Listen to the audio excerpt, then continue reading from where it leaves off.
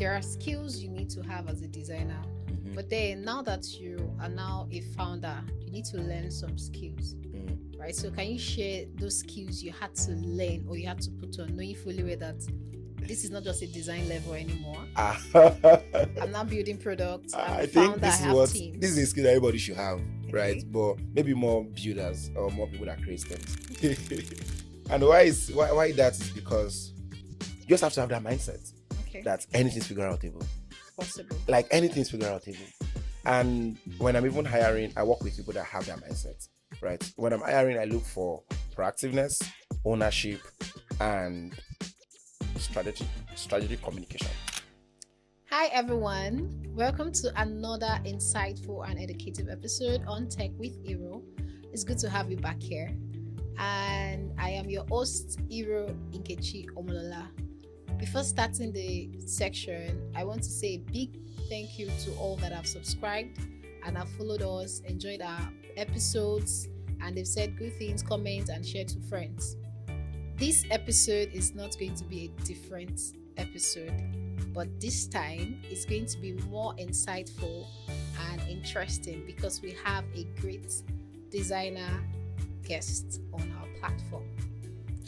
Today's topic is going to be on PZX to products, how a designer pivoted to a founder.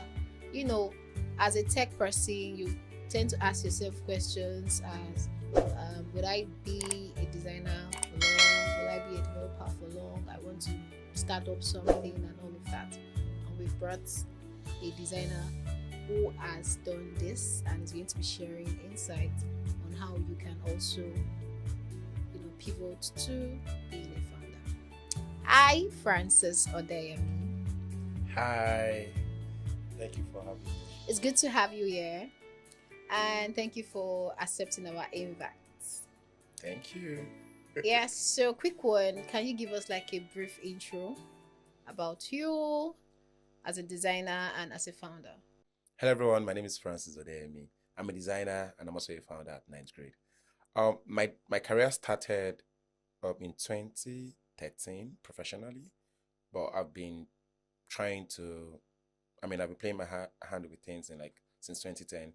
So I started my career as a designer in 2013.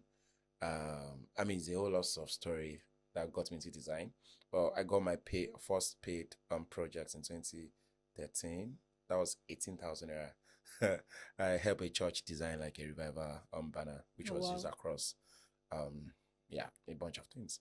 And ever since then, my career has evolved from being a graphic designer to being a brand designer to being a product designer to being a product manager, and now I'm building products. Hoops. That's with different interesting. things. That's And interesting. yeah, here we are now. Yeah. So, first question: what first drew you into the world of design? Okay, so I remember in 2010, Okay. that was the boom of BlackBerry, right? And if you use BlackBerry that year, there is usually ability for people to be able to put 3 pictures in one frame, True. Yeah. 4 pictures in one frame, 8 pictures. There's an app they use for it then called PixArt, and I wanted to be able to do that. And I was using a Java phone, I was using a Nokia C1. I don't know if you know that mobile. Yeah, and I was like, okay, how will I get this done? So I went online. That time, so the websites that are very popular at that time are Waptrick, Cephane.true, and just a bunch of them, right? So I went on Waptrick, how to get this done and all. I think I saw Photoshop. I googled it as well. I saw Photoshop 7.0 can get this done. So I went to a nearby disk where I can get softwares. These days, people can just download softwares online. But at that time, softwares are not they are not affordable like that. So it depends on crack versions. Well, so I bought Photoshop 7.0 75 naira. Luckily for me, my sister has a laptop that has a disk center. So I installed that. And with just a few clicks, I was able to get my way around creating that thing. And when I created it, I was so happy. And that sparked that word of, oh, there's something. I can create something. And that's how that thing started. That's interesting to hear. Yeah. The second question is, when did you first feel the pull to transition from a designer to founder? I know you're still a designer, but when did you first feel that push that I think I want to build a product for myself? Okay, maybe not a founder, maybe a builder. Well, I'm still a designer, Yeah, that was why I said that and you're still a I'm still a designer. designer, Yeah, and I mean, so I love design. All but right. then there's another position. Yeah. So, um, I can't remember when exactly, but I've always so my career transition from or working as a solo designer to working in teams, and so during those times there was a particular company I work at where we want to build a product and everybody will be carried along, like every engineers, every designers, and I'm like, oh, this is cool. When it comes to that, I'm always working at a segment, like maybe after the PR and everything has been shared, design will just come and that kind of thing. So, but I've always loved to be at the center of how things works, Okay. right? Because I believe that the more you're at the center of how things works, the more you're able to shape the narrative of people that experience those things, right? So it's a desire for building things and ensuring that people have good experience, Okay. right? And that's has always been at the peak of that. So so I would say that is what led me to be the product of my own and say, okay, how can we go with this? So, how did your design background influence the way you approached product development? Oh, that's interesting. So um number one, it's so the thing is, as a design person, you work across different teams. So for example, the way I think now, I mean, even earlier in my career, when there is something to be built, right? So I love to understand who are the stakeholders involved, the developers, marketing, product owners, and all. So for developers, I always love to know, okay, what stack are they using, right? So that will inform how I will design. So if they're using React, or what are the library available for React, right? So doing that helps me to know, okay, these are the things I should do and all and that kind of thing. So it influences how I approach products. And Okay. also it also influences to know the level of work it requires to, that the level of work it requires to get something done, because I'm in the system. So I'm not a business person. Like I'm not just a business person. So I know that okay, this actually takes time to build. So from understanding, putting the user in my shoe, how would this be done? Putting the team in my shoe as well as a builder. Okay, they are human being actually building this. How long will it take them? Understanding, oh, they may experience bugs, there are things that needs to be fixed. So that experience being a designer shaped across how people how people interact with the product, like building for human-centered experience, Okay. and also even the team that build, you understanding that okay, they're actually working and it's a lot of work to get a product out there. Yeah. Okay. So, when you're still a designer, okay, so there are skills you need to have as a designer, Mm-hmm. but then now that you are now a founder, you need to learn some skills, Mm. right? So can you share those skills you had to learn or you had to put on, knowing fully well that this is not just a design level anymore? Ah, I'm not building products. I'm a I think founder. I this is have what this is a teams. skill that everybody should have, right? Okay. But maybe more builders or more people that create things. Okay. Like I always believe that. So I think the more I start building products, the more I start seeing that. So the more I start embracing the mindset of everything and anything is figure outable, Hmm. right? And and why that is because you just have to have that mindset Okay. that anything's figure outable. Possible. Like anything's figure outable. And when I'm even hiring, I work with people that have that mindset, right? When I'm hiring, I look for proactiveness, ownership, and strategic communication. Okay. Like people that can communicate very well. Okay. So, I mean, these three things also are the things I have to pick up as a builder, as a founder, right? Because number one, when you have ownership of something, you want to see it, like you want to put your all to see that thing work. Okay. When you're proactive, you're already thinking about what's the next thing to do and how do I get this done. And when you're good with communication, you are carrying everybody along, right? You're working in sync with everybody that needs to get things done, right? So those kind of those skill sets, yeah, they are not technical skills, but one thing I've come to realize over time is that the more you climb the career ladder, you need less technical skills and more soft skills. Mm. Don't get me wrong. It's good to have Technical technical skills. skills, but what really differentiates a senior designer and a design lead is just communication and proactiveness and ownership. Ability to be able to go to a stakeholder meeting and understand their perspective and speak to their perspective in a way that makes sense to them. With these tech people, we live in a bubble of UI UX, kidika, front end, back end. An average business person cannot understand that, cannot interpret that. So how would that make me money? But if you are saying that, oh, if you work on this landing page, it will give us X amount of people. It will make us achieve X. Business people cares about numbers and how this thing can make money. And that's what an average stakeholder cares about. Okay. So how are you able to communicate that? How are you able to hone that product? How are you able to be proactive about that product? So those are the skills. Yeah, those are the skills. That's interesting. Yeah. Next question is: were there moments when your designer's instincts clashed with what the business needs or wants? Yes, now. Would you want to share a bit? Yes, now. Because I'm a designer at regardless of business, Okay. right? Which is fun. Like, so, okay. So there's one product I worked on with a particular company in 2021. So the whole goal of the product is ability for okay. So the whole idea of the product is Uber, but for e-commerce. What does that look like? So what that look like essentially is, let's say you live in VI and you want to buy iPhone 6, right? So you can go on the app and place an order that you want to buy iPhone 6. So vendors in that VI that have iPhone 6, we accept your request. Okay. Right?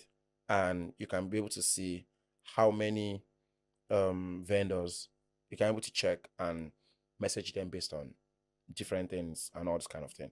And once you accept any of them, you can go on with transaction with them. So there's now a situation whereby we need to verify the vendors, right? And we need to verify vendors. And the business is saying that, oh, so the stakeholders are saying, oh, for us to be able to verify vendors, they need to pay. Okay. Right? And I'm like, chill. You guys are like, this is a new product. Yeah. We've not built trust yet. Right? How should we be how do we charge? Like, we should not charge them for verification. But here's what we can do. Any business that is coming on, we must ensure that they are registered, right? And we can verify them through CAC API. Okay. So what that look like is, so we can verify, the verification process will be, because so the business was saying we need to add a fee. Business was saying we need to collect their international passports. We need to collect like different national mix of. I'm like, these guys, you've not even built trust with them yet to give you all of those to give you all of those documents. So why not go through the route of CAC verification, right? And yeah, that worked, and that was well implemented. Okay. So like that's that's just an example of what that look like. So we're able to come to like a reasonable argument based on, okay, I think this makes sense. Oh, and this as well. That was because you were now thinking from the angle of a designer. Yeah, and also a product person product as well. person. Okay, that's interesting. Now that you are a designer, you're a founder, and now that the AI has actually flooded the creative space in terms of generation of images, and based on you as a founder of Night Grid, you guys work with images and all of that. what is the future of stock images for ninth grade? Da-da-da. We need to do drum rolls. um, we are here and we're here to stay. Okay. AI is a tool for augmentation, right? And so at the moment on our platform, we onboard AI creators Okay. to sell their creation, right?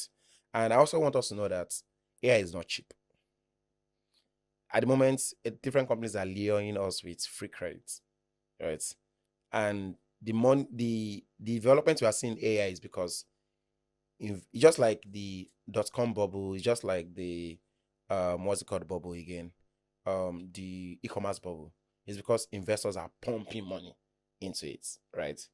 It's going to plateau soon, Okay. where um your real tool you are using, you now start paying like $250 per month for it, right? And how many people can afford that? Sure. Especially in the African markets. So AI is here to stay as a tool, and in-house we have some measures that we have in place. So, I mean, one of the things we are working on is our own large language models Okay. to get some things done, right? When that time comes, we are going to release that. But the future is still safe because the more AI content flood this space, the more there will be a craving for authentic Afrocentric visuals, Okay. right? And the more people rather pay for what is real than what True. is AI. Okay. Because we still want, as human, the basis of our connection is still feelings. Like we want somebody that we can recognize, somebody we can. I work with a particular. There was time I was working at Samsung, right? And I know I was working at Samsung, and I know what it takes to localize Samsung, products in Nigeria. So what that look like is I know how the visuals being used are localized visuals, are recognizable visuals. So yeah, so the future is actually very safe. We work with AI in-house and we use AI to augment some of our processes. And in our image generation as well, that is also like something that we're working on. So yeah, AI is here to stay, as I've said earlier. And you see most of these LLMs, these large language models, they are not trained with Afrocentric data points. Okay. They're not trained with African data. True. So for example, AI cannot still recognize your tribal indigenous food. And it's a space we are playing in at the moment as well, which is not live or is not, it's still something in R&D for us.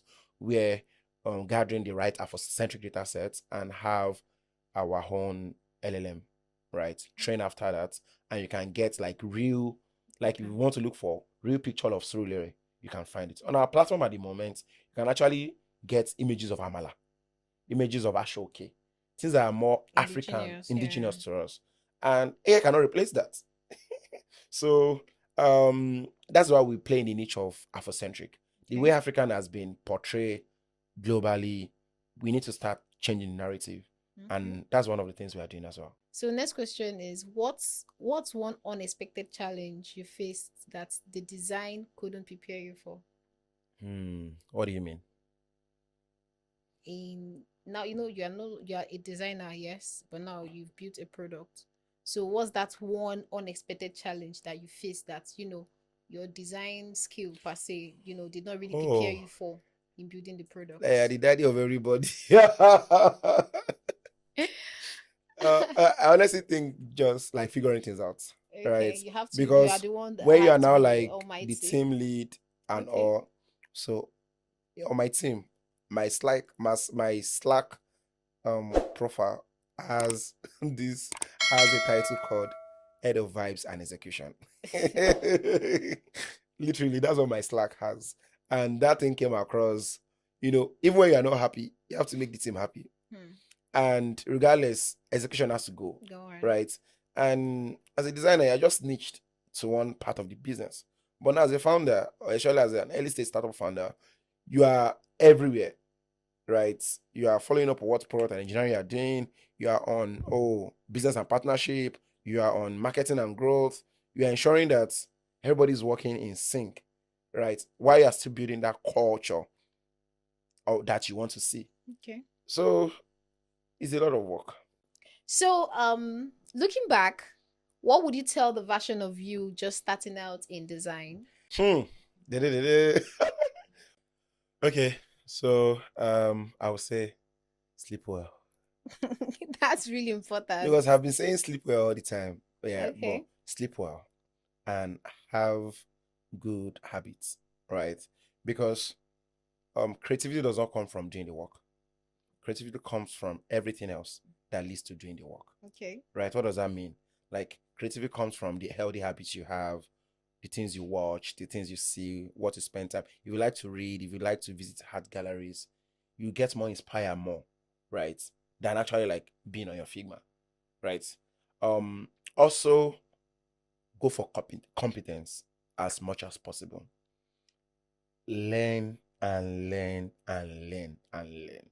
I remember when I started out, Never stop no, learning. never stop learning. Like I used to, like the best way I learn is just to do. Just take any design I think this is too complex and start figuring out how this person was able to do it. And from there, I will have questions. I reach out to people that have already figured it out and ask them questions. Another thing is prioritize also talking about money, right? Because when I started out, I was more of passion. I want to get this work done, da da da da da, and I was just collecting any money And anybody now passion offers. doesn't pay bills. Um, there's a balance. Okay. Learn to talk about money as much Okay. as possible, and don't be shy Talk from about your asking. words. Yeah. Yeah, talking about your what and asking for your balance and asking for your money, right? Yeah, I think those things and just trust God. It's God that bring increase, right? Sure. So because I see this pressure on socials where people are actually working because they want to have technician visa. People, True. People now people, do things people just are not because of because of one that end. thing. Yeah. No, Yeah. no, like enjoy your work Let it and be you let it be you. regardless. Like enjoy your work, right? Is everybody that will leave Nigeria? Is everybody that technician we accept, right? Sure. But where am I going is learn to enjoy your work. Because when you enjoy your work, opportunities comes. Am I saying you should not leave Nigeria? If you No. have opportunity, leave. But be yourself while you are working. Work, chase impacts. This is tricky, but I will tell my younger self, put yourself in a place that you offer more impact more, right? Because except your founder or your business leader, everybody, except they are foolish, right? To see the work They you're will see the putting work in. you are putting in. And you know what that means? And sometimes it's really good when founders can appreciate the Oh, work yeah, yeah, of yeah. people. And me, I advocate, so, I mean, this can be a bias, but I advocate that product guys should be paid well. Designers, engineers, even marketing, right? I believe that marketing and the dev team, they should be paid similarly Hmm. because a good product without good marketing is just like a side project, That'll be another battle for right? another day. I'm not even joking. People should be paid well, Well, right? People should be I paid think well. it's really important because if you look at it, that's why you see tech people they jump for in 3 years. Like you check their bio, 3 years experience. They've worked for 3, 4 different companies, and it's because They the are not truth being is there's one thing for you to be in a company and you're earning. You can start low, but it shouldn't be that low. You understand? There should okay. be like, okay, person is staying this year. You're getting an increment. It's it's Okay. Also based on, I mean, also based on what's it called? Based on the level of the company. mm, You can't compare a startup that is being bootstrapped okay. mm, than a startup that has funding. You can't compare what they will pay in their talent. Sure. For example, when we started, like we started bootstrapped, right? And I know I was paying somebody like 30K a month. Okay. And within like a year and 6 months, or like less than a year and 3 months, Okay. the salary was like 200K. Mm, that's interesting. Like literally like 200K, right? At that time when I was paying them 30K, is it that I don't see their value? I see their value. But that's the amount I You can can pay afford. them, True. right? And that's because it's just your And it's personal just bootstrap, funding. right? That's the amount I can pay them, right? So there is understanding. Oh, it's one thing that my company has money, hmm? and It's they don't another want to thing that your pay me. company is not paying you well. Yeah, it's another thing that like my company has money and they don't want to pay. That's one thing. Is that you can see that they don't have money, And right? they're willing And to you do give choose it to to you. even work for them, right? So in that scenario, do they value your work, right? Because at the time that they don't have money, there should be more of There appreciation. should be appreciation, like your work should be seen. It's not even at the time they don't have money, right? Regardless of if they are paying you well, they are not paying you well. Okay.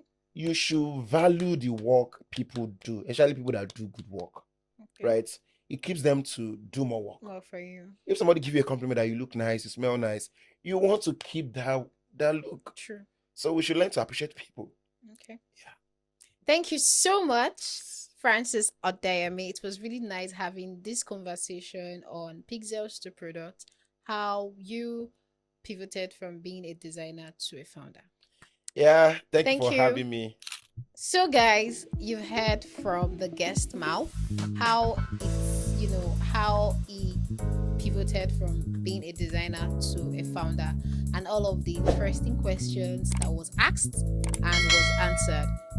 Thank you for staying till this time. I want you all to go to our YouTube to subscribe to our YouTube. Don't just watch it, subscribe so you can have more podcast, interesting episode for you to listen to. Follow us on Instagram, on Twitter, and on LinkedIn. And do well to follow us on Spotify. We're on Spotify and Apple Music. Thank you so much. We'll always give you the best. Tech with Iroh, linking tech minds to insights, one episode at a time. Bye.